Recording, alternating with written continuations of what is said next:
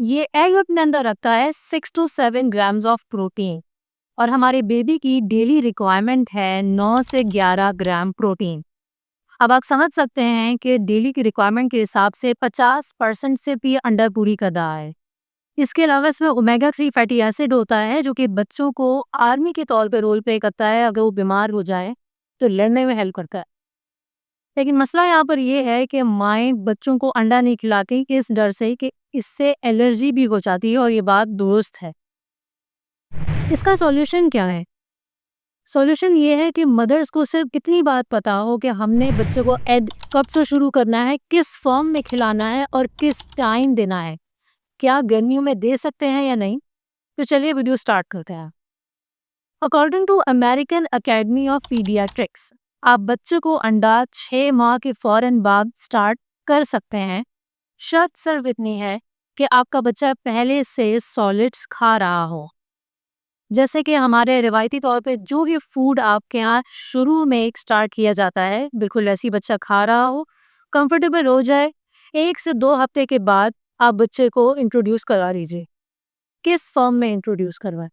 Starting में आपने baby को हाफ बॉइल्ड एग देना है, बिल्कुल कच्चा नहीं।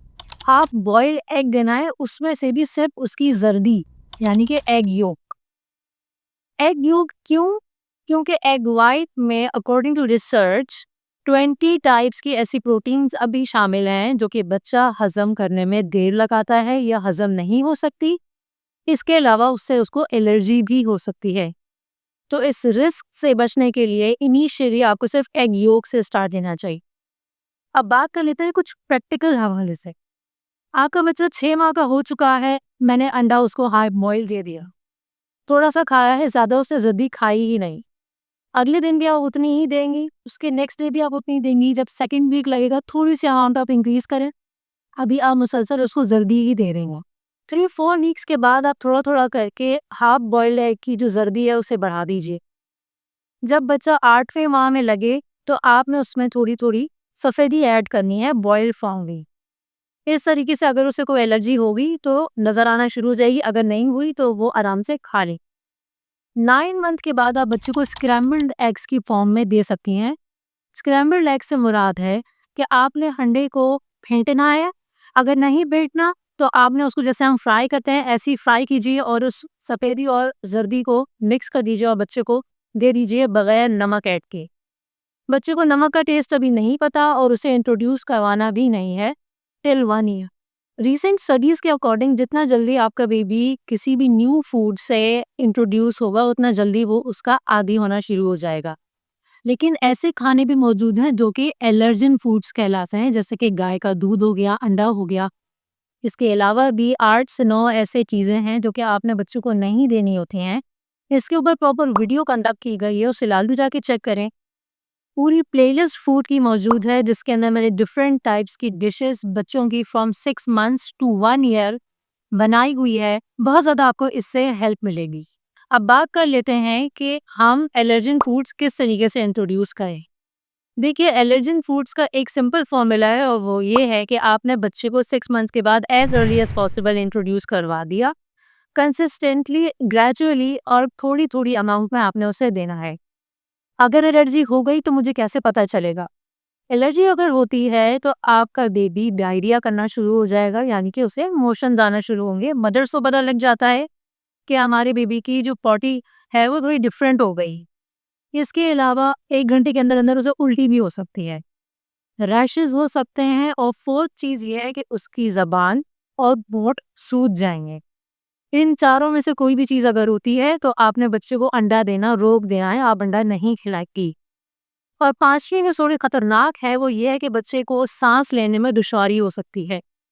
सांस लेने की दिक्कत की वजह से आपको फ़ौरन हॉस्पिटल बच्चे को लेके जाना है।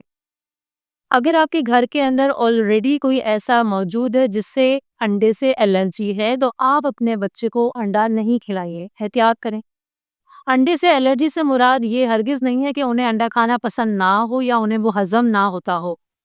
एलर्जी के प्रॉपर सिम्पटम्स हैं जो कि मैंने आपको पहले बता दिए। अगर इस तरीके के हैं घर में मौजूद तो आप बच्चे को अंडा नहीं खिलाएंगे। सबसे ज़्यादा कॉमन पूछा जाने वाला सवाल ये है कि क्या मैं गर्मी में अपने बच्चे को अंडा खिला सकती हूँ या नहीं? जी, आप बिल्कुल खिला सकती हैं, गर्मी या सर्दी पे डिपेंड नहीं करता। अंडा एक बहुत ही हाई अमाउंट में प्रोटीन और iron, Colin and different components रखता है, जो कि बच्चे के लिए बहुत ज़्यादा हेल्पफुल है। आपको ये जान के हैरत होगी कि जर्दी में कॉलिन नाम का एक कंपोनेंट मौजूद है, जो कि बच्चे की याददाश्त और उसकी ब्रेन ग्रोथ में रोल प्ले करता है। इस टाइम पे जो 6 से 1 ईयर का टाइम पीरियड होता है, बच्चे के लिए बहुत ज़रूरी है कि वो ऐसी खुराक ले, जिससे उसका ब्रेन अच्छा बनता चला जाए। हम बच्चे का सर बनाने में बहुत ख़्याल कर रहे होते हैं, लेकिन हमें इससे ज़्यादा इस चीज़ पे तवज्जो देनी चाहिए कि मैं अपने बच्चे को ऐसा क्या खाना खिलाऊँ, जिससे उसकी ब्रेन ग्रोथ बहुत ज़्यादा अच्छी हो जाए। इस वीडियो को उन लोगों से शेयर करें, उन मदर्स को शेयर करें कि जो अभी कन्फ्यूज़्ड हैं कि मैं अपने बेबी को अंडा खिला सकती हूँ या नहीं खिला सकती। क्योंकि एक मदर ऐसी भी थी जिन्होंने 13 महीने तक अपने बच्चे को एग नहीं खिलाया, और जब उन्होंने उसे वो एग खिलाया तो उसे रैशेज़ हो गए। तो रिसर्च ये बात भी कहती है कि कोई ऐसी चीज़ जो कि आप बच्चे को एलर्जिन फूड है और आप उसे खिला सकती हैं, तो एज़ अर्ली एज़ पॉसिबल खिलाइए, ताकि अगर उसको एलर्जी है तो वो इंट्रोड्यूस हो जाए। अदरवाइज़ अगर आपने बहुत डिले कर दिया तो एलर्जी लाज़मी इंट्रोड्यूस हो जाएगी।